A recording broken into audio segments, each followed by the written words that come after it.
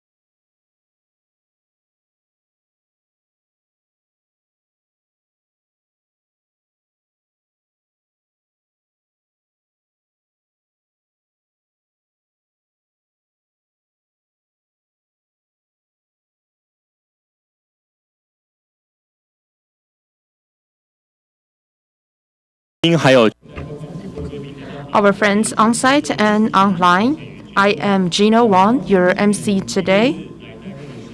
I am very honored to become the MC for the second time in TCCF. It is my great pleasure to welcome all of you here to this section themed OTT services and consumer behavior in the post-pandemic age in Taiwan.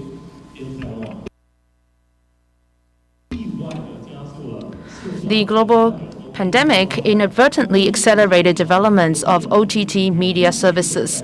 In recent years, international OTT platforms have made their way into Taiwan, boosting the content industry and the film and TV industry.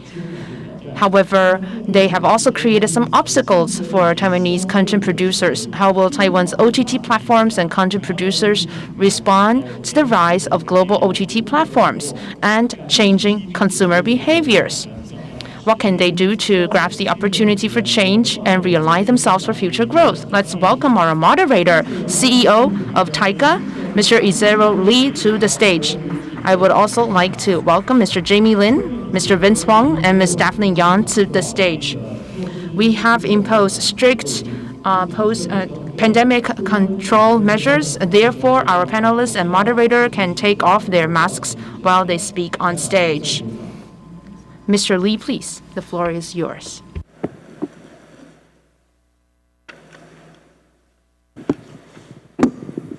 Hello, 大家好。 Hello, everybody.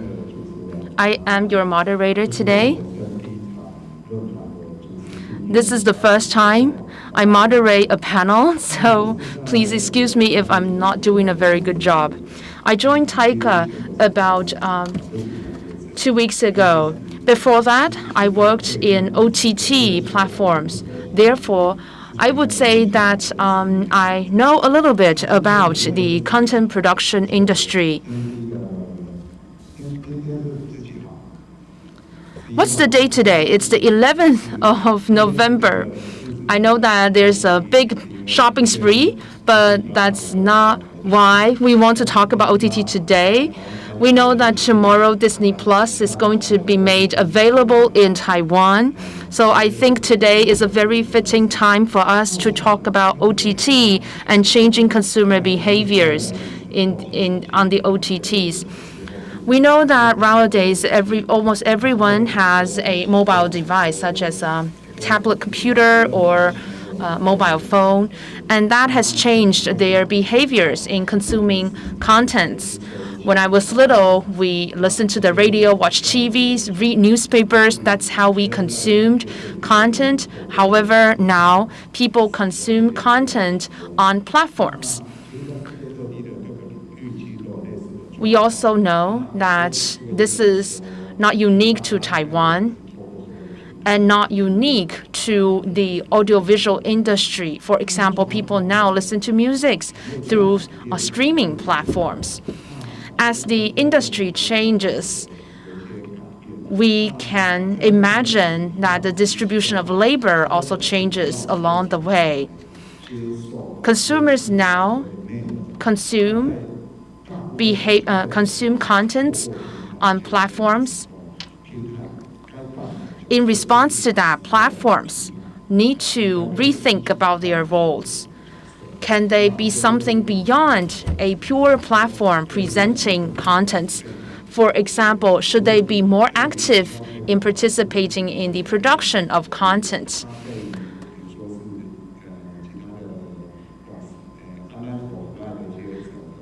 They probably can also play more roles in integrating online and offline activities and content creation.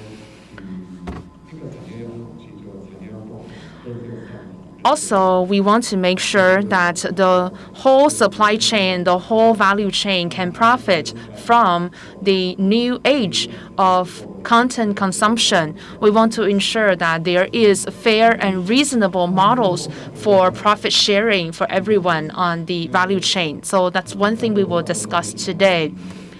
Today, we are joined by 3 panelists who is each from a OTT platform. I used to work in an OTT platform as well, so I know that it is a tough job to establish a platform and to maintain it. You need content, channels, technologies. You need to cooperate and compete with other OTT platforms at the same time. an OTT platform is not a tangible product. When we want to go overseas, we need to overcome cultural clashes. We also need to think about how we are going to interact with other local OTT platforms. OTT platforms also require economies of scale, so it requires a huge amount of capital at the very beginning. We also know that the scale of the market here in Taiwan is limited. Right now, there are more than a dozen OTT platforms here in Taiwan, so it's very fierce competition in this limited market right now. Most of the OTT platforms are fighting for users. And the way they fight for users is by procuring more content. However, we can gradually see in these recent years that some OTT platforms want to differentiate themselves. In recent years, we also see international OTT platforms making headway into Taiwan, and that has brought about a lot of changes. First of all, these international platforms have very, very big capitals. So any Taiwanese platform compared to these international platforms are really small. Secondly, these international OTT platforms don't care about whether or not they can make a profit here in Taiwan. So they have such huge amount of resources and capitals, and at the same time, they are not worried about losing money here in Taiwan. That has created some very big dilemma for Taiwanese OTT platforms and competing with these international platforms. Of course, different Taiwanese platforms have different response techniques or strategies. Some of them will differentiate themselves. They each want to identify different strengths. Amidst this fierce competition, some OTT platforms chose to integrate so that they can mobilize more resources. Consumers will follow the contents. They will go where the contents are. So OTT platforms need to, keep it in their mind when thinking about competition. Local OTT platforms face a lot of competition pressure, and sometimes they will find it very difficult production and sell these contents to international platforms. Is this a good thing or not? This is something that we can discuss later on. And of course, we need to talk about South Korea.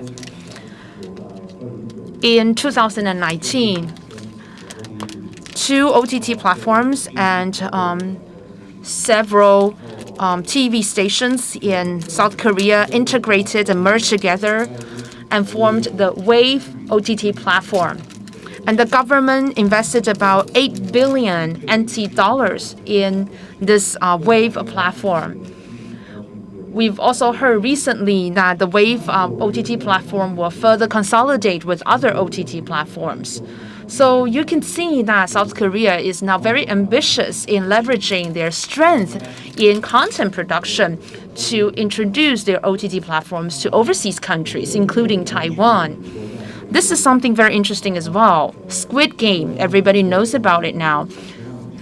It has $20 million in its production cost, and it has created more than 900 millions of profits and revenue in US dollars. However, its Korean production company only receives about 20 million as their return. So that gives us a lot of room to think about profit sharing models. We are very happy to see we have 3 panelists joining us today. Once again, I used to work in an OTT platform, so I know that it's very rare for an OTT platform to share with everybody their competition strategy or their differentiation strategy. So we are indeed very lucky today to have our 3 friends here to talk about their strategies, opportunities they've spotted, and also difficulties they are trying to overcome. This discussion will enlighten us on the OTT platform's insights. The first panelist we have today is Mr. Jamie Lin, President of Taiwan Mobile. I think you all know him very well. The second panelist, the CEO of CatchPlay, Ms. Daphne Young. CatchPlay is also a very well-known OTT here in Taiwan. The third one is the general manager of KKTV, Mr. Vince Huang. Later on, I will ask them to introduce themselves. Now, first of all, Jamie, over to you. 好，谢谢那个。 Thank you, Taika and iZero, for inviting me here. I've known iZero for a very long time. He used to be a celebrity in the startup circle and one of the co-founders of a very well-known OTT platform. During the past half year, he was very brave to take over this very important position in Taika. And during the past 6 months, we could see that Taika has improved dramatically. I'm not saying that it wasn't doing a good job before that. I'm saying that with iZero's contribution, Taika really has gained a lot of growth momentum. Today, I'm sure that we have friends from the content production side or OTT side. I think we can all be very confident that Taika, as a transformed version because of iZero, will become an even more important leader in our circle. Thank you. Thank you, Jamie. You're too kind. So I just want to say a few things to support iZero, because in the field of startup, it's very rare that someone is willing to enter the public service to work in the government because it's a tough job. So I'm very grateful that iZero is willing to do that, and I'm here because I want to support him and root for him. I'm now the president of Taiwan Mobile. I'm also a chairman and partner at AppWorks, an accelerator. Taiwan Mobile has My Video, this OTT platform, and we call ourselves the largest OTT platform in Taiwan, but I'm sure that my two colleagues here would not agree with that. So I'm here to share with you our observation about OTT platform development here in Taiwan. I would like to say two things first. I joined Taiwan Mobile as the president about 2.5 years ago. Before I took over, I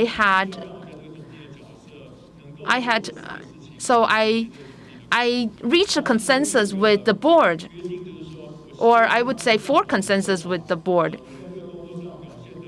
One of it was that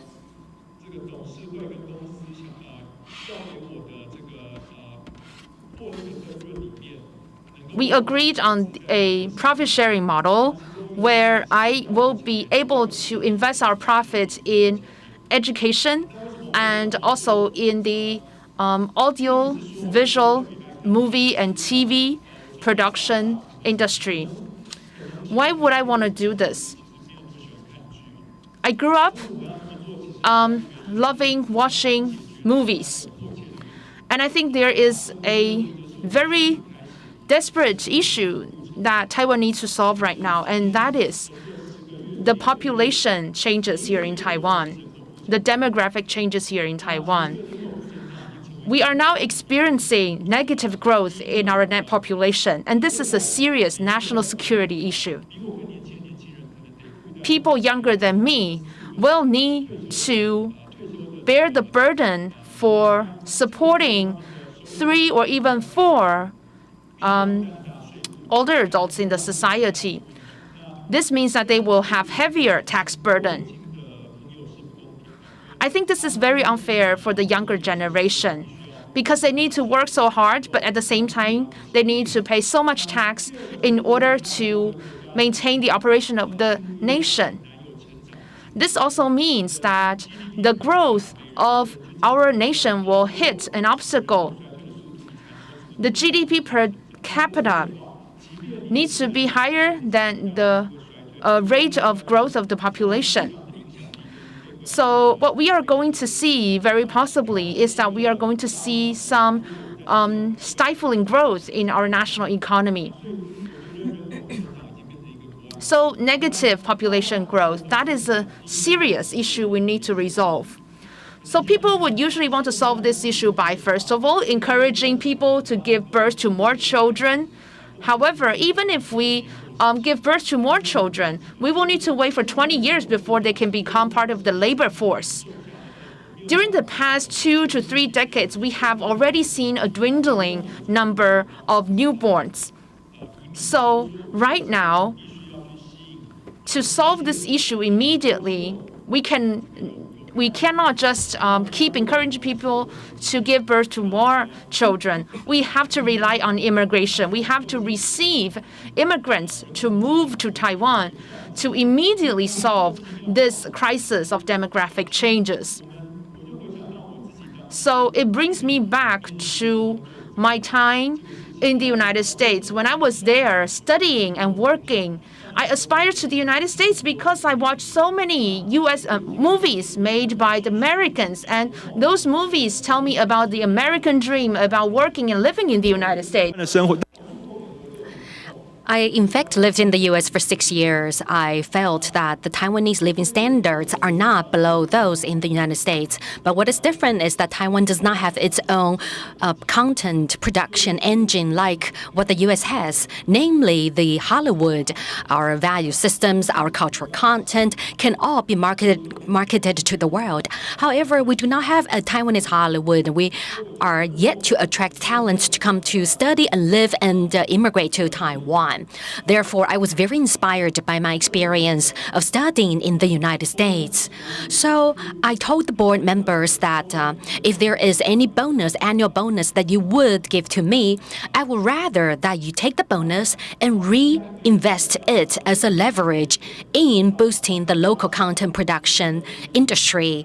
Now, with all these OTT platforms coming into Taiwan, we can combine and connect our resources and tell Taiwan stories to the world. We will attract immigrants, talents from overseas countries. This would indirectly resolve the demographic change challenges. Of course, the local OTT platforms all have their own respective strategies. However, in terms of investing in content, we are really focused on whether we are helping the local content industry. Of course, this is my personal wish. And Tsai Ming-zong, Tsai Ming-shun, who are the board directors of Taiwan Mobile, they are very dedicated and very passionate as well about helping the local content industry to further develop. So we are just really passionate about ingesting more funds and investment into the local content industry without really thinking about whether that's going to bring in more profit. So 但是任何看过这个 project 财务的 For example, the Magician on the Skywalk, when we first invested in this project, people thought that we were going to lose money. The investors didn't have a lot of confidence. However, we persisted. We believed that these Taiwanese stories should be told and shared with people around the world. So this is the first point I really would like you guys to drive home. The passion that I have for content, for the Taiwanese stories, is really driven by this desire to help the Taiwanese producers reach out to the world. We want to make a contribution. This is not just about storytelling. All of you in attendance today, the content creators today, we are investing in Taiwan's future, not in the near-term future. However, we're investing in Taiwan's future, allowing the nation and the industries to boom, to thrive in 20 to 30 years' time. So these contents being launched or delivered on the OTT, international big OTT platforms, I think this will happen. We're looking at the pyramid schedule structure. People on top of the pyramid do have the leverage and resources to elevate people in the middle section. Let's say we're now at the top of the pyramid. We're able to distribute the Taiwanese content to viewers from around the world, this will elevate the entire industry. There will be dozens or hundreds of new projects. People are getting inspired. All these projects are being elevated to the top levels, being broadcasted and shared with the world. Now, people are saying that, only a few selected lucky projects are getting selected by the international OTT providers. Maybe there's a dozen or 2 dozens of them that have made it to the international market in a year. But that doesn't mean that we should not have confidence in what we call the emerging projects that are right in the middle section of the pyramid. Now, the next point I would like to make is the local OTT. Normally, the international OTT platforms would probably purchase 20, 30 local productions. However, all these local OTTs, they need more stories. They need more contents, hundreds of new projects. So this is a niche market. So the audience is there. They are awaiting your stories.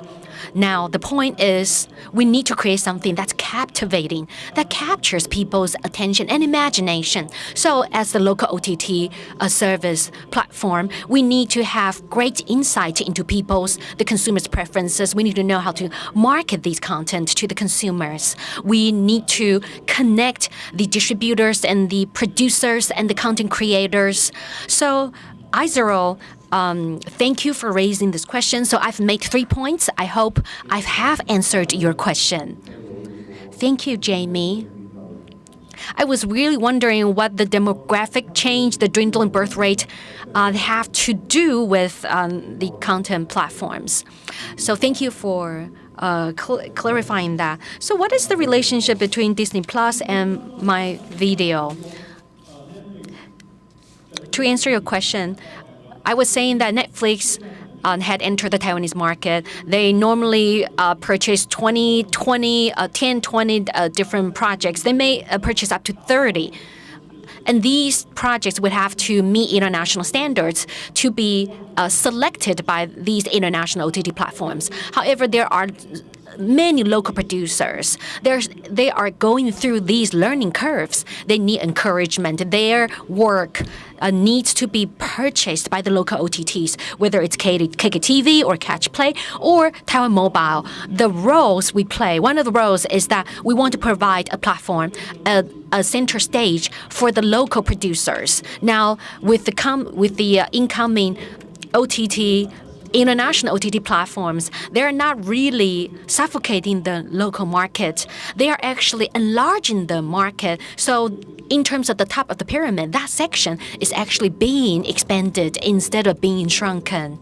Okay, thank you very much. Now, on to Ms. Stephanie Yang. Hi everyone, I am the CEO of Catch Play.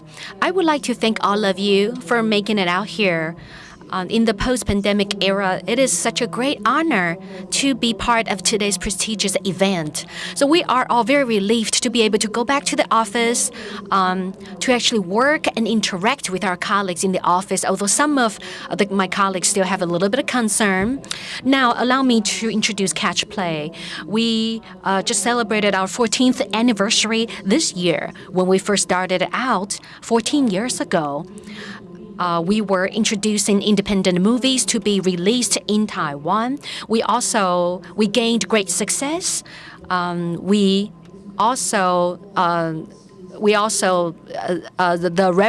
Reverend and the Martin Scorsese's Silence were all distributed by Catch Play. I joined Catch Play in 2012. When I first joined the company, I realized that people's data consumption behaviors are changing, and it is a pattern that is definitely irreversible. So the content business has to expand. And we need room for the industry to expand. And the key is to digitize. when you enter the digital world, we need to have economy of scale. As Isra had already mentioned, we need to reach the economy of scale in order to survive. Is the Taiwanese market big enough? Do we have enough engineers, enough content, and enough funds for the local OTTs to compete with overseas large multinational OTTs? How do we secure funding or investment? How do we plan long term instead of focus on short term return on investment? So we will have to look beyond Taiwan. We went to Indonesia. We also launched our service in Singapore. We are going south. We are entering Southeast Asian countries' markets. In Catch Play has gained momentum in Indonesia. So Indonesia and Taiwan combined, we have about 8 million users, and 20% of them are active subscribers, meaning active people who actually pay for the service. So we have learned our lessons. There is a great number of valuable lessons we have learned along the way. One of them is that content alone cannot sustain the sustainable development of the market. To aim for long-term development, content has to be combined with technology and vice versa. This is the only way to ensure the sustainability of the market or the industry. And in response to what Isra had said, we're very happy to see that he has joined the Taiwan Creative Content Agency. We're very happy to see that TAICA, the creative agency, is not just focusing on content alone. It is thinking outside of the box. It is focusing on OTT platforms as well. I have talked to Isra about the success of the Korean content industry. The Korean government is playing a very active role in reaching out to the world, in helping its content industry reach out to the world. And Netflix and YouTube together had accounted for 80% of the local OTT market share in Korea. So the Korean government is thinking to itself that we have injected so much billions of US dollars to create the Squid Game. However, are we really helping the local industry? There is a ripple effect, economic benefits of 900 million. However, maybe only 20 million is channeled into the Korean market. So it really comes down to the technology and the operation of the OTT platforms. Their OTT platforms are not really tapping into the international market. Of course, people think of Squid Game as something that is being launched on Netflix. Netflix does not pay tax to the Korean government, and the terms of privacy and consumer protection does not really apply so fully to the local Netflix subscribers in Korea as well. Therefore, coming from the perspective of a local OTT provider, we are optimistic. However, we have concerns. A lot of large OTTs are in Taiwan now. Whatever content you may have, you could find an OTT platform that will be willing to launch your content. This is quite a positive step in the right direction. So, what is the positioning of the local Taiwanese OTT? We know that less and less people are watching cable TV. The local TV networks are also struggling to find a new direction. People are watching HBO Max and Disney Plus, Netflix, and YouTube. So what is the next step for the local TV networks? If they're not able to come up with stories that really speak to the hearts or strike the chords of the local audience, people are going to switch to other sources. So who owns these sources? The Taiwanese corporations, the Taiwanese government, or they are organizations that have different agendas. They are completely commercialized. Are we really grasping the commercial opportunities? Now, these OTT platforms could pay astronomical amount of money to buy local content. In the past, a budget of 3 to 4 million NT dollars to create one episode is considered to be a quite handsome budget, because normally each episode is only given 1.5 million of budget. However, with the injection, foreign investment, we're looking at 10 million, 20 million NT of budget to create one episode. However, these international OTT platforms use algorithms for them to make decisions. Now, let's say they invest 3 million in a project. It's released in 150 to 200 countries around the world. However, the viewership is quite limited. Maybe only Taiwanese people are watching this content, and maybe they realize that the Korean content has more international appeal. For example, there's this Sunshine, this episode, The Sun, that was being launched on the platform. The Netflix invested in this project and they spent 3 million. However, although it ranked pretty high on the viewership, but the Korean dramas and programs ranked even higher on Netflix. So if you were the decision maker, what would you do? You would probably purchase more Korean content because it has a wider appeal. And as for the local programs, maybe I will just purchase just enough licensing rights to launch the Taiwanese content only in Taiwan, not in markets around the world. I will spend less and limit the distribution only in Taiwan. So if this situation continues, what would the future have in store for the local content producers and OTT platform providers? 平台. So of course, we are all very excited about these international OTT platforms here in Taiwan. We, Catchplay, have been engaged in the making of an Ordinary Woman. We are also working with director Hou Xiaoxian to produce his first Chinese language TV series. So we are trying very hard to find a healthy business model so that the Taiwanese content can have more sustainable development opportunities. They can be local, they can also be global. And if these Taiwanese content wants to go global, of course, they can leverage the power of international OTT platforms.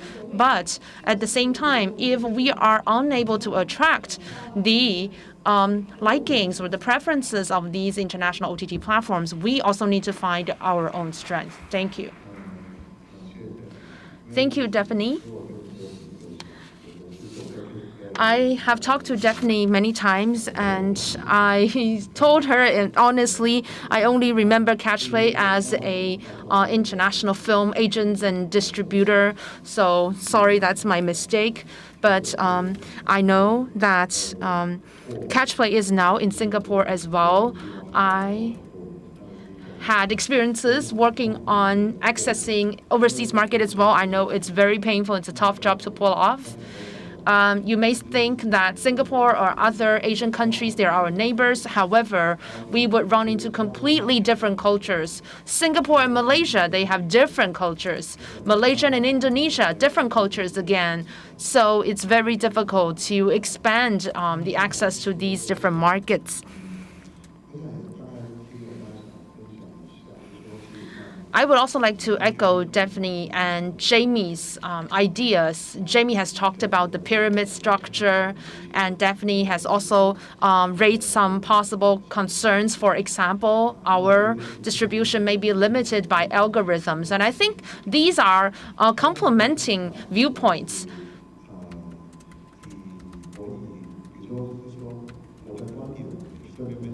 So here I would like to add my point of view here. Taiwanese drama and content, quality Taiwanese drama or content should not be limited to international platforms. That's my take.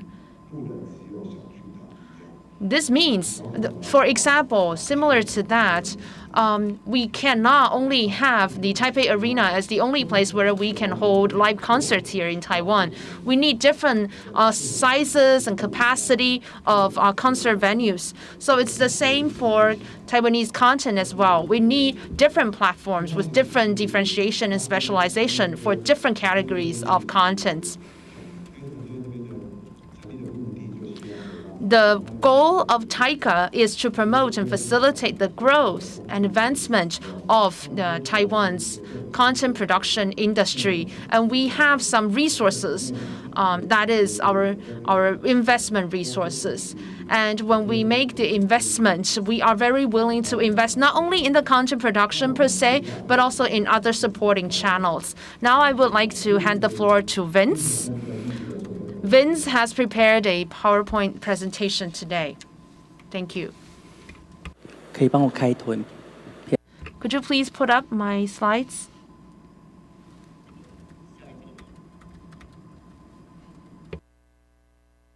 Can you also put it on the screen in front of me? Thank you. 台上的荧幕。对，看 Just give us a moment, please. OK， 好，首先谢谢。 First of all, I would like to thank I0, CEO of TAICA. I used to work for him when he was in KKTV.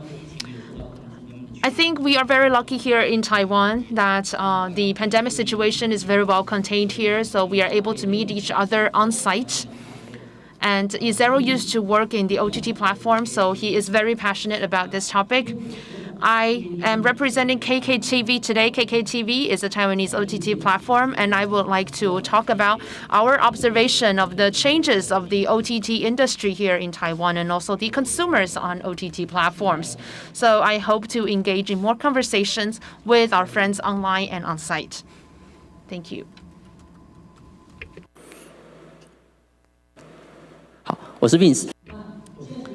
I am Vince. I'm the general manager of KKTV, and I am also an adjunct professor in a university here in Taiwan, so that I can contribute to the cultivation of talents in this industry.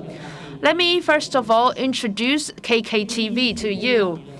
KKTV belongs to KKBox. We are an online video content streaming platform. We stream contents from Japanese, Korea, Taiwan, Hong Kong, China, and other areas in Asia. We also find variety shows very popular amongst our viewers.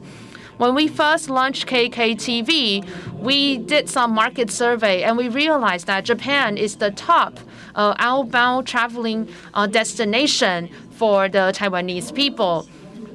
So since there are so many people who love Japanese culture, it is essential that we provide Japanese content in Taiwan. And we were the first OTT platform that offers fully licensed Japanese drama content here in Taiwan. I would like to now describe the user profile of OTT platforms. Most of the OTT platforms specialize in the streaming of drama series. And for most of the OTT platforms, the majority of the users will be female. But in KKTV, we see about half and half for female and male users. Female, 58%, male, 42%. About 48% of our users are between 25 to 34 years old. But we also have 26% of users who are below 24 years old. So these will be the Z generation, or the digital natives. A while ago, I saw a report that talks about the preferred OTT platform here in Taiwan by the Generation Z, and KKTV is the top on this list. And on KKTV, we have a very strong translation and localization team. And these translators are all Taiwanese, so they are very good at using more localized language to do the translation. On Netflix, you would see Chinese translations mixed with mainland Chinese jargons and terms. So this feature of KKTV is very loved by our users. We also focus on cross-device experiences. We know that a lot of our viewers will watch, will go on to KKTV during commute, and we use their mobile phone to consume the contents. During lunchtime, they would use their desktop to watch content. And then during the evenings, you would see a surge in content consumption, and that will be on TV. We also find that on Wednesday and Friday nights, we would see a huge surge in content consumption. We also provide bilingual subtitles. So you could, for example, see Korean and Chinese subtitles side by side and Japanese and Chinese subtitles side by side. So we have a lot of language learners who would choose KKTV because before they take the Japanese proficiency test, they could use KKTV to practice their Japanese. We also find that a lot of users love our language learning functions. We have interviewed 2,500 users of KKTV, and more than 90% of them say they love this language learning function on KKTV, and more than 60% of them are willing to pay additional costs in order to use these functions. So we could see that if we can provide useful functions to our users, they are more willing to become paid subscribers to our platform. Earlier this year, because of the pandemic situation here in Taiwan, a lot of people are on lockdown here in Taiwan. So during Chinese New Year this year, we launched a program called Shared Account. We collected about 6,000 pieces of user feedback as a result of this program. And in these feedback, they all said that they love the shared account. We also realized that a lot of the paid subscribers to KKTV are also paid subscribers to other OTT platforms. In Taika's statistics, the average paid subscriptions a person owns for OTT platform here in Taiwan is about 3. So we realized that there is actually an opportunity for us to establish this shared account. KKTV promotes inclusiveness. We want to encourage content producers to make the contents they want and to express the message they want to relay. So we work with our partners to promote some of these inclusive contents. During May this year, because of the pandemic situation here in Taiwan, a lot of drama and content production was halted. So that was when we worked with a Japanese production team to make this drama called See You After Quarantine. This was a remote drama, meaning that the whole production was done remotely. And we also distributed this content to Japan. So it was also launched in some OTT platforms in Japan. Everybody knows that we have seen a surge of OTT platforms here in Taiwan, and people were saying that 2016 was the year zero of OTT in Taiwan because Netflix started in 2016, KKTV started in 2016. A lot of many important milestones also took place in that year. There are about a dozen OTT platforms here in Taiwan. Actually, there are 17 OTT platforms here in Taiwan that offers paid subscription. However, if you include other free content and platforms, it's about 30 OTT platforms here in Taiwan. So let me show you the statistics. Cable TV is now going down. The number of viewers of cable TV is now going down very consistently year by year. And we hope that these viewers will come to OTT platforms. When we look at the development of OTT industry here in Taiwan, we have to look at it from three perspectives: channels, content, and technology. In terms of channels, telecom operators would own the strongest channel. For example, My Video. I'm a paid subscriber to My Video, and I love Tears on Fire. Content, Catchplay is very strong in distribution and agents. So that is why they are able to have access to telecom operators in the Southeast Asia.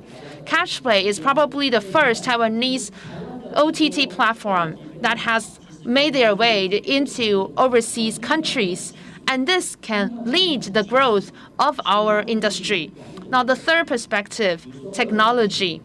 A lot of these technologies were internet services. 20 years ago, iZero established KKTV. We used the internet service to provide music streaming. Now we have KKTV. Because we have the experiences of providing streaming music, so we are able to establish KKTV very quickly. We also helped Japanese OTT platforms to establish their platforms.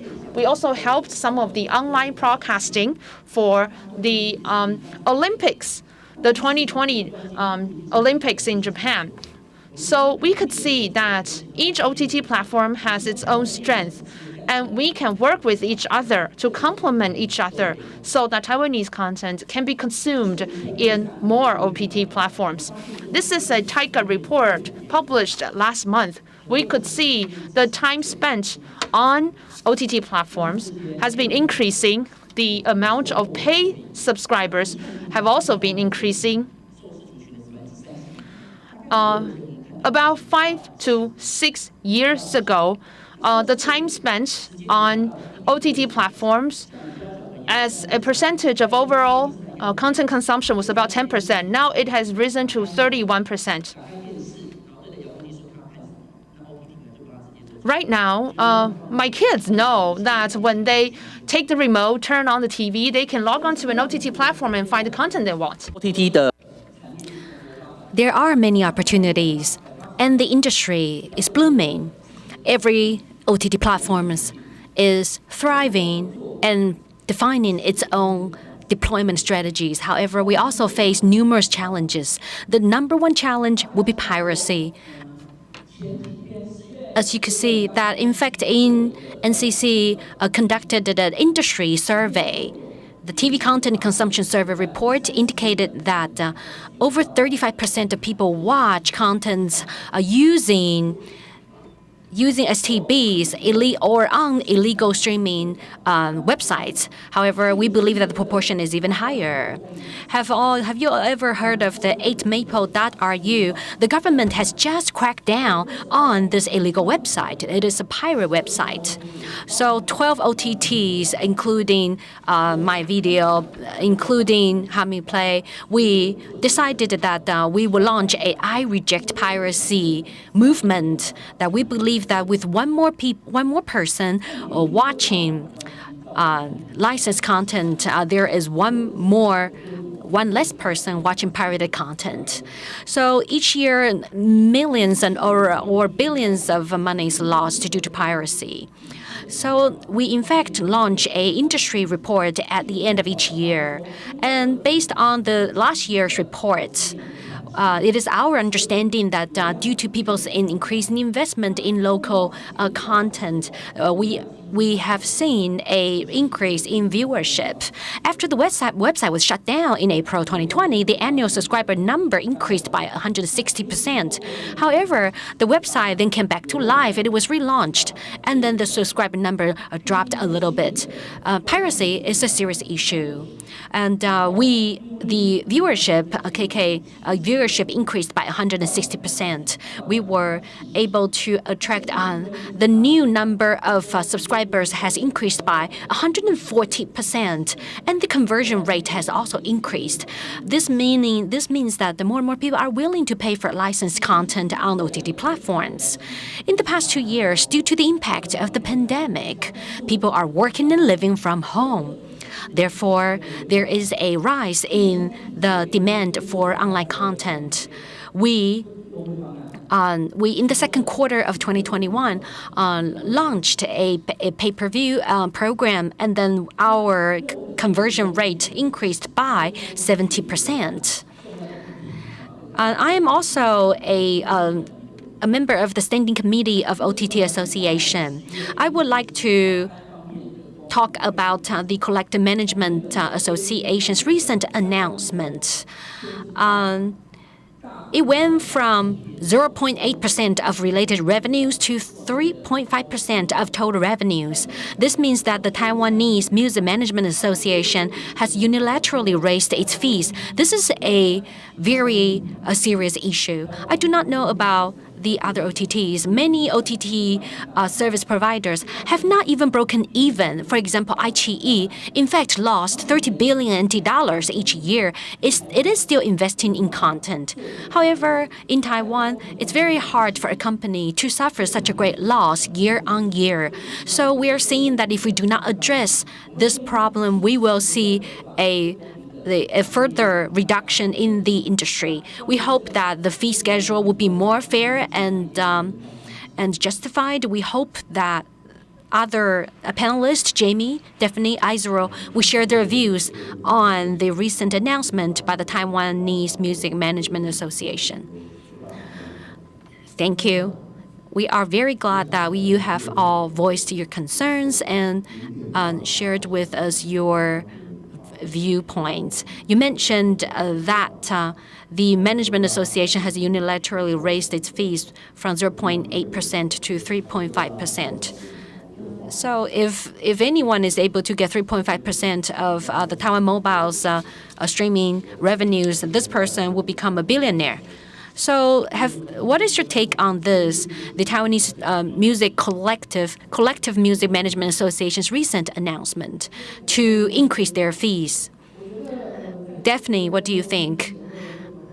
I think all of us representing OTTs recognize the importance of a reasonable return on investment of the music industry. We are willing to pay for music licenses. For us, I believe the question revolves around what is a reasonable fee schedule? What rate would be considered to be fair and reasonable?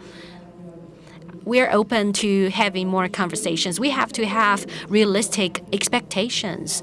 Before we went into production, we didn't know how to respond to these questions.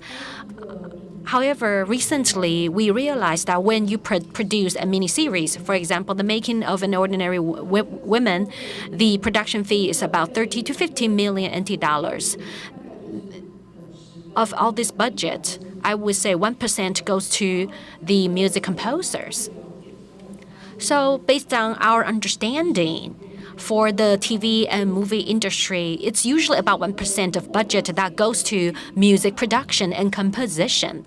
When this content is then released and made available on the platform, the composers will charge again if the music is being streamed, if the content is being streamed. However, the costume designers, the producers, and those on the production team do not have the right to charge again once the content is placed on the platform. And another aspect of the fee schedule which baffles me is that they are raising it from 0.8 to 3.5%. It is not 3.5% of related revenues, but of total revenues. So if it is only,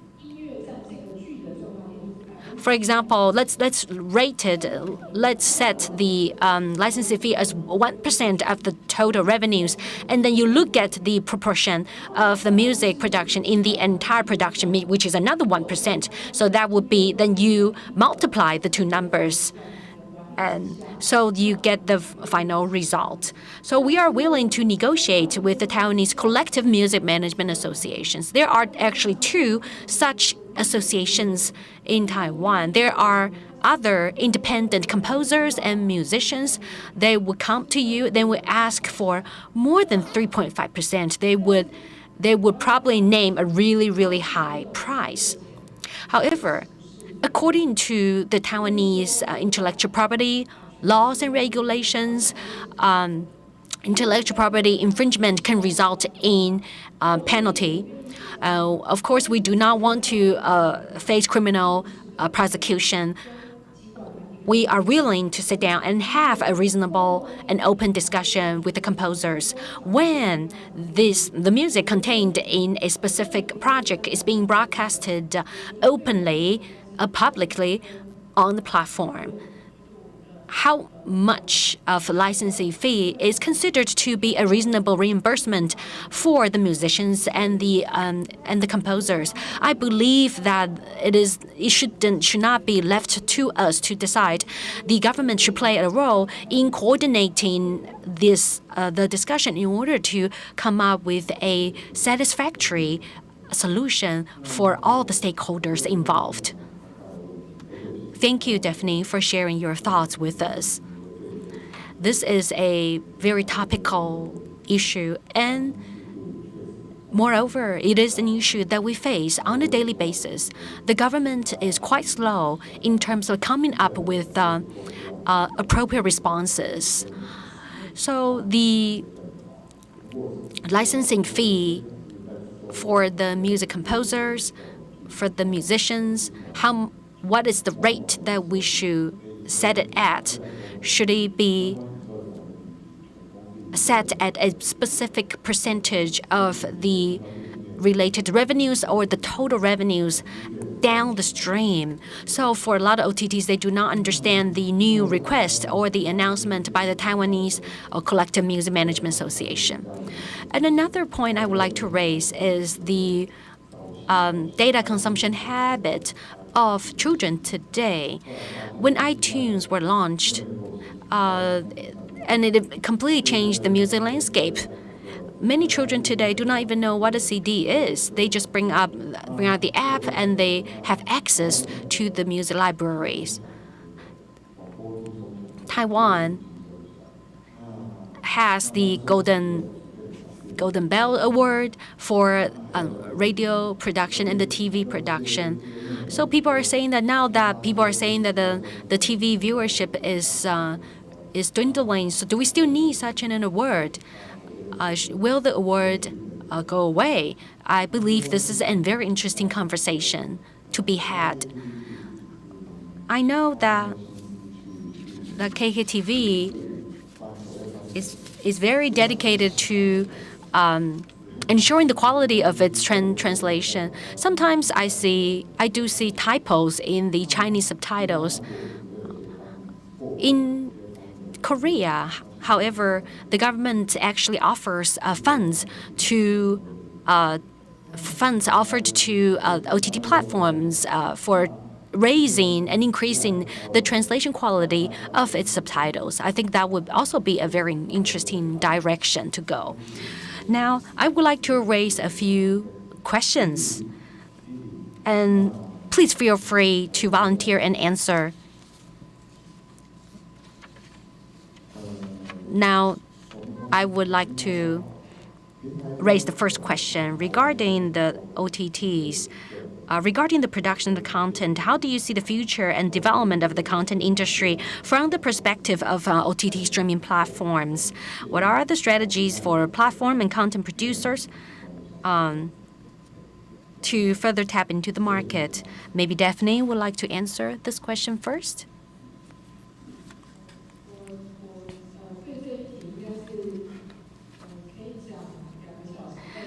I could spend 2 hours answering this one single question, but I will try to be brief and only take 2 minutes.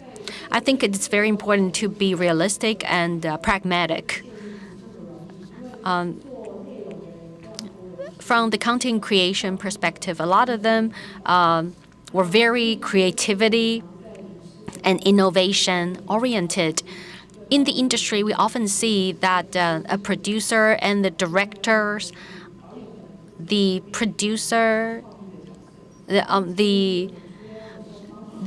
the producer should be really realistic and pragmatic. However, the content creator can be very, very creative. So for the producers, they need to look at whether this project is viable, commercially viable. I believe that in terms of the content industry here in Taiwan, this is its weakest point. What do I mean by being pragmatic or realistic? And this is a standard that I hold my colleagues and employees to. Catch play, we ourselves are producing the content. I often say that the content should be a revenue-generating stream. It shouldn't be regarded as a cost to our entire balance sheet. We need to often look at our past experience. Sometimes we will go to film festivals in Tokyo, in Seoul, in the U.S., for example, also in the Cannes Festival. Sometimes we don't really have, we have to make a decision whether to pre-buy or pre-sell, even before the script is created. For the Taiwanese content creators, can you work with the producer? At an early stage, when you have a script, when you have a rough idea, you're able to tell the story to attract international investors. They are so touched by your project pitch proposal that they're willing to pre-buy so that you could pre-sell. Therefore, I think this is a general direction that the Taiwanese content industry should be headed to. I believe that I set the percentage at 60% of the total budget to be pre-sold to potential investors.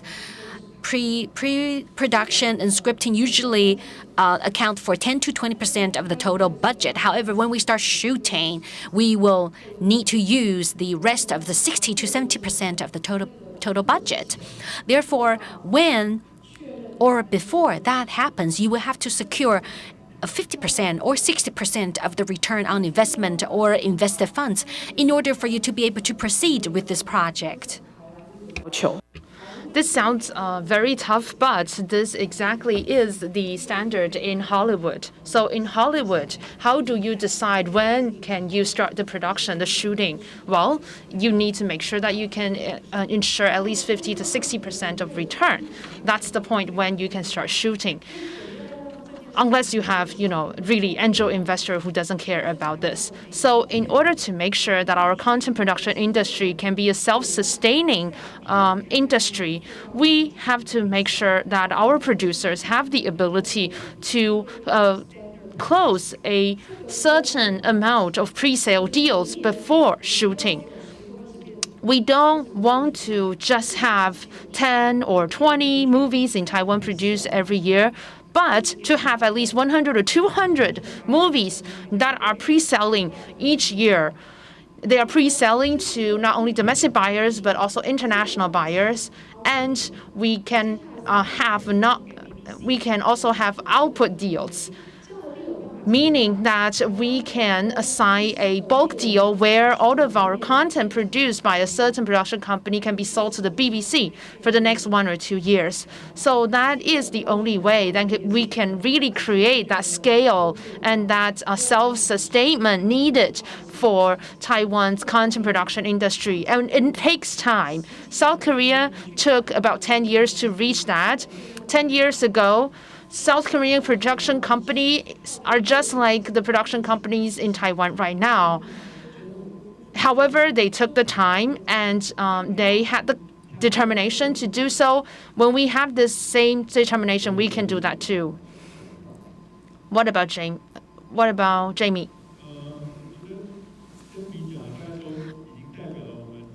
I agree with Daphne, and I think she really has highlighted and summarized the ideas and comments of investors very well. But there are two things I would like to add. First of all, I think we need to elevate the importance of scripts to an even higher level, a much higher level, because I'm not saying directors are not important. what I'm saying is that a lot of contents in Taiwan are still director-driven. People listen to the director, and director decides everything. Of course, there are advantages, but at the same time, you rely too much on the directors. So if the director is too obsessed with a particular, for example, artistic vision or artistic point without considering the commercial possibilities or demands of different market segments, then problems can arise. So we have to highlight the importance and stress the importance of scriptwriters and scripts. And I think South Korea has done a very good job in this respect in learning from the Hollywood model. I have heard that in South Korea, they actually send a lot of young people to the United States to join, crews, production crews, and really learn from how they do things. And in Taiwan, I think in the past, most people just went there, had a tour, and they thought they've learned something. So I think we really need to have more in-depth, interaction with the Hollywood production crews and teams to really learn how can we develop content on a script-driven or screenwriter-driven model. I don't watch a lot of Korean content in the past, but recently I'm just very curious about it. So I've watched a lot of Korean dramas with my wife. I have watched a lot of these Korean dramas, and I think these are, very, very interesting works because they are not, sensational or anything like that. They are very, very easy to digest and very close to everybody's life. So in the past, people have this impression that there are a lot of very sensational dramas from Korea, but now it's no longer like that. And so I think people need to realize that works that can create relevance, that can inspire people, that can satisfy people's needs to be entertained or to relax, these are the works that will be loved on OTT platforms. And that's what Daphne means by being realistic, I believe. Of course, I know that directors are artists, and maybe once in a while you want to realize your artistic vision. You will make a production regardless of market potentials. It's fine, but you still need to be able to profit from the market. And I know some creators wouldn't like me for saying this because you may think that we are stifling your creativity, but we only have to live in the world. We have to live with this world and respond to consumer tastes. So that's what I would say here. Vince? Thank you. Thank you for answering this question from investors' point of view or content creators' point of view. Let me say something from platforms' point of view. We want to help content creators. We have Wei Desheng or An Li, who are well-known directors from Taiwan. And Jamie has mentioned about the negative growth of population here in Taiwan. We know that it takes time for directors to become well-known and to establish their reputation. So we at KKTV, what we want to do is that to support these content producers, to give them the channels, the distribution possibilities, so that they can continue to engage in producing more content. Thank you. Thank you all. So let me make a little advertisement here. So at TAICA, we invite international speakers to provide trainings or workshops here in Taiwan. These are all very pragmatic sessions, and tickets are sold out instantly. So I would like to ask you to keep an eye on these and to participate in our trainings. And this year, we also launched a cultural creative content accelerator. We have been working with some accelerators here in Taiwan to help content producers to learn different models so that people would know more about your vision. These content creators would know how to tell their stories better. I am also very happy to hear from Daphne about the idea of pre-selling and the importance of that. I think at Taika, our approach is very similar. We support everybody to the level where you can start pitching and finding financial support, and that's the point when you can decide whether or not you want to go ahead with a production. Taika every year is providing some funding to quality projects. We have concluded this year's project, but next year we will have 2 further rounds of these investment projects. Now let's talk about Netflix.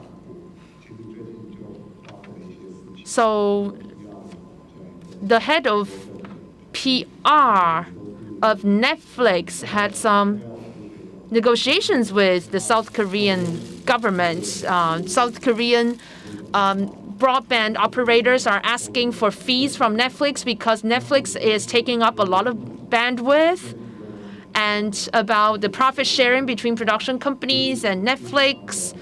The government of South Korea wants to renegotiate this profit sharing model with Netflix.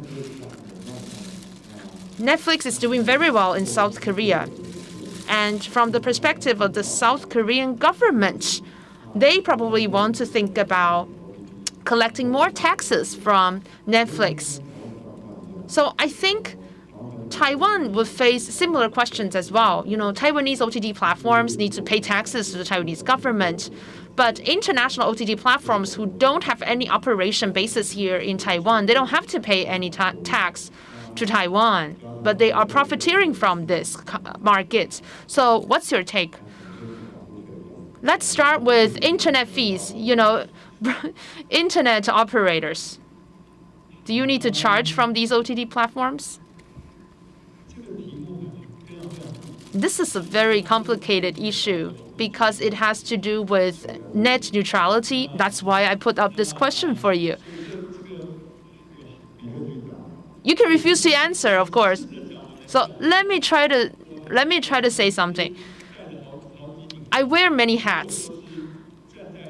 So from the perspective of supporting startups, net neutrality is essential.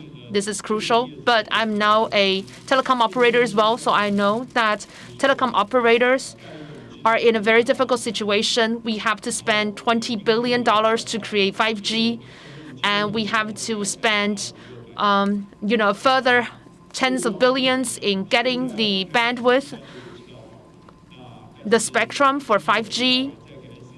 Right now, our fee for the consumer is 1,399 NT dollars per month for limitless 5G consumption. But legislators are already asking us to reduce that price, that monthly fee.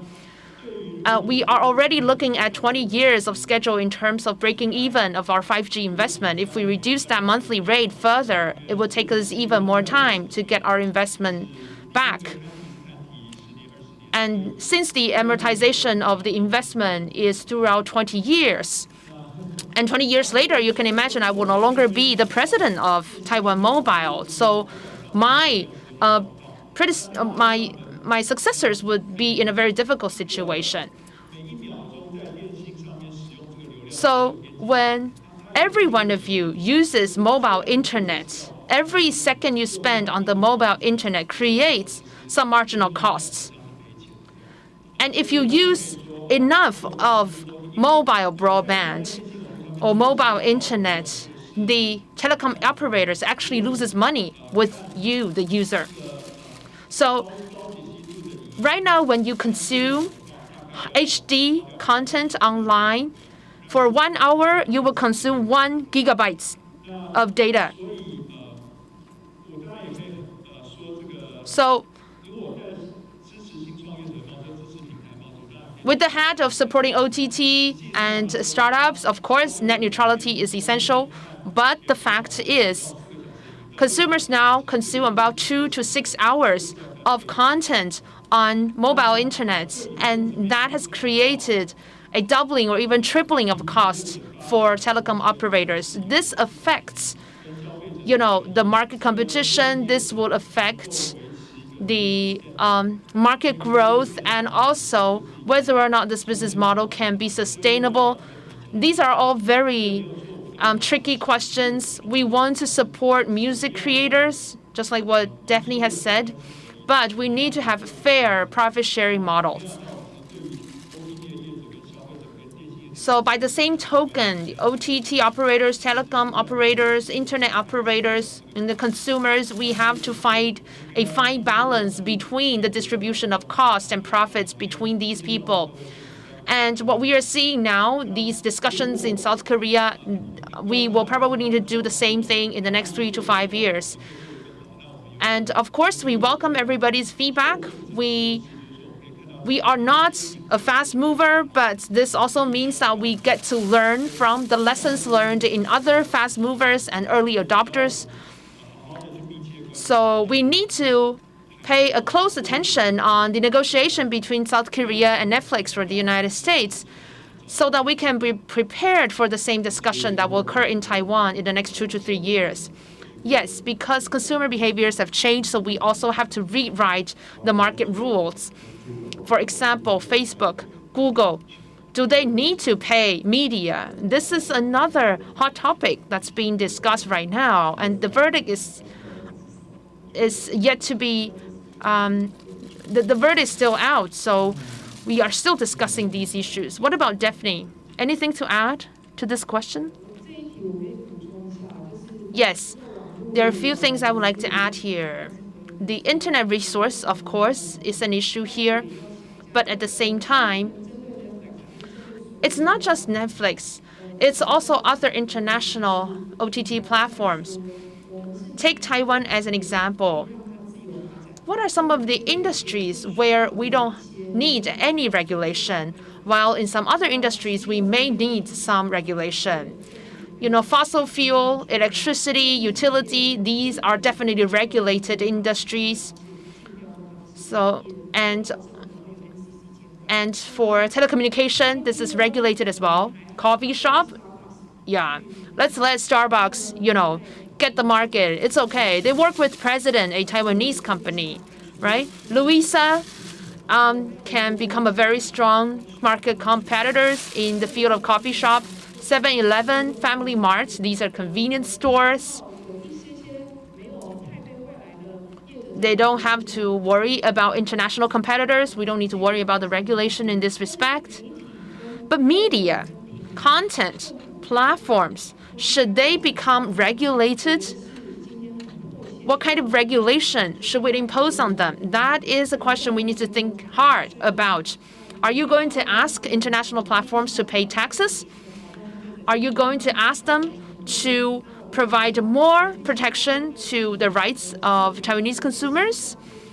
I have to tell you that the Singaporean and Malaysian and Indonesian governments are asking us to establish local offices in order to be regulated by them. So we have our local team in Indonesia, and we pay taxes in Indonesia. In the past, it was 10%. Now it's 11% of tax. 消费者保护 Next is consumer protection. We have customer service, local customer service, answering questions of the local customers using the local language, and the contract we sign with the local subscribers. When there are any disputes, it will be handled in the local Indonesian courts. However, if you have ever looked into the terms and conditions when you subscribe to Netflix, you will see that the cases will be heard in Californian courts or in the Dutch courts. Whenever you want to sue these platforms, you will have to go to these overseas countries in order to file a lawsuit. So the government is yet to come up with a dedicated OTT law and regulations. Of course, you could say that you could adopt a free economy perspective if you believe that in the future, when the local audience consumes TV, film, content, and or even the news, content is carried by or on the overseas platforms, what kind of risks would there be? For example, YouTube is also a foreign platform. What about we could create a platform that, for example, not like My Video Plus or other platforms to meet the needs? Now, we would like to move on to the next question.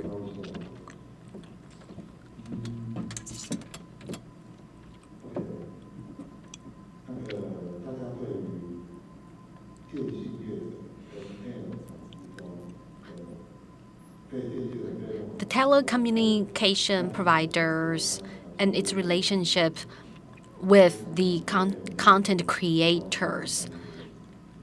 What kind of role does the telecom provider play in this process? I think I should be the listener here because I represent Taiwan Mobile. I would like to know what people's expectations for us are. Maybe we'll move on to the next question. Maybe Daphne could comment. I'm not an expert on this topic.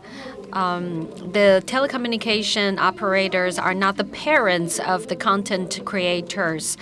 It only, if it deems that this project is profitable and it would speak to its audience, whether it will create return on investment is the determining factor. However, the telecommunication operators are not obligated to help or support the content creators. I think you have made a very good point. We need to focus on a viable business model. Every investment comes with its inherent risks. So every investment comes with time and investment of funds. So it's understandable that the telecom operators would consider the ROI before making an investment decision. Now, let's move on to the next question. This question goes to the three of you. What about podcast? What are your perspectives? What are your ideas on podcasts that is really catching on here in Taiwan? For KKBOX Group, we have created an ecosystem so that the people could create self-expressions in different genres. And podcast is one important focus of KKBOX. So we actually created a billboard for the podcast. Anything that enhances the profile and provides more visibility to the creators is welcomed. So we have an open mind when it comes to the rise of podcasts in Taiwan. I'm very happy to see the rise of podcasts here in Taiwan. I think the person who raises the question is in the business of podcast. You're thinking about the business model. How do we monetize the data consumption of podcasts? A lot of podcasts come with a sponsorship or it has embedded ads. However, there should be other topics associated with it. For example, technology, so that or IP, for example, it could work with My Video or Catch Play so that it could become podcast to screen so that we can maximize on the intellectual property of the podcast content. This collaboration is something that we would like to see more in the future. And then I think whether it's a podcast or a script, you have characters, you have the cast. These can be adapted and create ripple effects in terms of IP adaptation. So when it comes to cross-domain integration or collaboration, I believe this might be one direction that we could take. I would like to add a few points. I think podcast still has maybe 2 to 3 times the room to grow in the future. I'm optimistic about its development. For My Video, how do you ensure that My Video is chosen instead of Friday? from the consumer's perspective. Okay, from my video perspective, we have a lot of subscribers. So the communities out there, we need to serve them well. So whenever we think about what to release on the platform, we use data analysis. We consider this community's preferences. What kind of content will please them? We also do a genre analysis, just like Netflix. What would increase the retention rate? What would boost the subscription? Of course, we could also combine or bundle that service with the telecommunication service or broadband service. Therefore, the consumers would think that now that I am using Taiwan Mobile's telecommunication service, and then they would be interested in subscribing to my video as well because they get a discount. So we think in terms of bundling products and packages, and of course we think of good stories. The Tears on Fire, 2049, Workers, these are all TV series that we are creating to attract subscribers. So a lot of people, in order to watch these, some of their favorite contents, would migrate to our platform and would then in turn become my mobile's telecommunication service users. So this has created a ripple effect for the entire industry. Due to time limitation, we might only have time for one more question. According to a recent report, a lot of users are using more than one OTT platforms. For example, you wouldn't really subscribe to more than one cable TV content provider. You wouldn't need services from water or electricity providers. So a lot of Taiwanese people, however, are subscribing to more than one OTT platforms. Do you think that's a step in the right direction, or do you think there will be opportunities for the different OTT platforms in Taiwan to integrate so that it would be more beneficial for the long-term viability and development of the OTT industry? Maybe, Daphne, would you like to answer first? Sure. I would be glad to see that the OTT's platforms in Taiwan can collaborate and support local content production. The local producers are churning out a wide variety of content. In addition to introducing their works to the international market, we also need to cement the local market. Because the market is right here. So what about we could bring the platforms together, we could collaborate, so maybe each year we will all create a fund, a pool, a fund, so that we could support local content generation. We don't necessarily always have to aim for the highest target, meaning that we have to sell the content to the international market.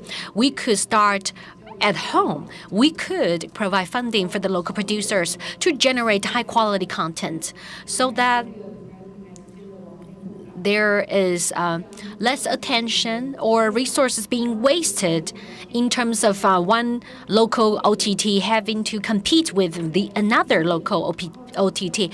There could be competition, of course, but there can be more opportunities for collaboration so that the best quality Taiwanese content is not just sold and only available on international platforms. They could also be available and easily accessible on local OTT platforms as well. But this requires collaboration among the OTTs at home. As I was saying, that there's the channel, there's the technology aspect, there is the distribution aspect.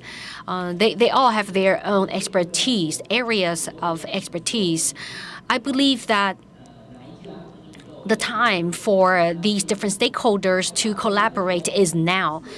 We need closer collaboration, a closer relationship, and we're happy to see that happening now. The in the United States, everybody, the average subscriber account that the person has is about 3.7 OTT accounts. And for the local cable TV, sometimes you get hundreds or even 1,000 channels. So it only makes sense to subscribe to 4 OTT platforms because each platform may only give you 100 channels. However, a cable TV offers you 400 or 500 to over 1,000 channels. So it makes sense to have more OTT accounts. And the Taiwan is probably the same. Of course, there are a lot of people in Taiwan that have 2 to 3 accounts. But sometimes these accounts are shared because it could be shared among 4 people, friends and family members. So the prices average out. So if you look at a more advanced market such as the United States, each person on the average has 3.7 OTT accounts. That might be the general direction that Taiwan will be headed to. So it comes down to whether you can subscribe to one OTT, and it gives you everything that you want. So for the fees that are charged by these OTT platforms, it's very reasonable. So it's considered to be quite affordable for Taiwanese consumers to subscribe to multiple OTT platforms. A lot of the Korean conglomerates have a lot of resources and strong technologies, and they are ambitious and they grow very fast. And in terms of bringing their content to the overseas markets, not just the content, but also the platform itself. The subscription is going worldwide as well. There are mergers and acquisitions happening in Korea as well. So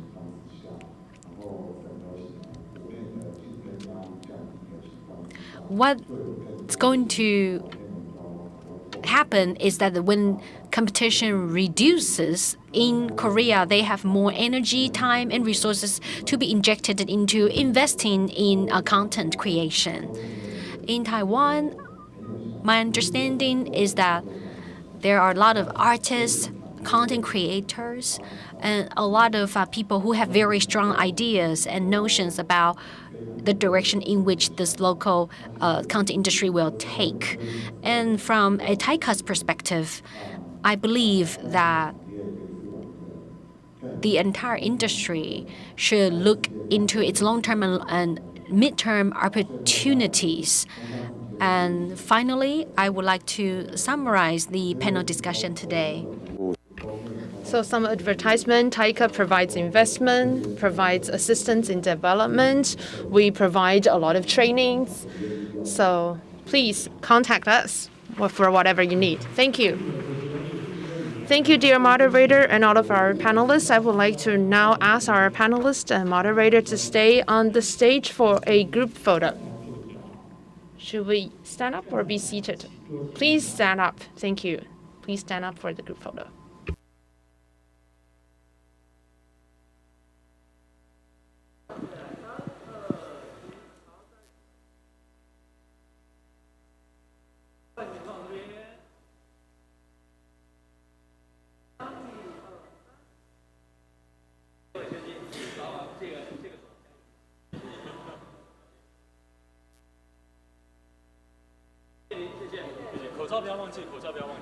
好，感谢主持人，也感谢各位语坛人。那感谢现场各位贵宾的参与，本次的论坛这边告。Thank you all very much for participating in this section. Our next section would be from creative content to screen that will begin at 3:15. The topic of which is going to be from creative content to screen, and it'll begin at 3:15 p.m. See you then.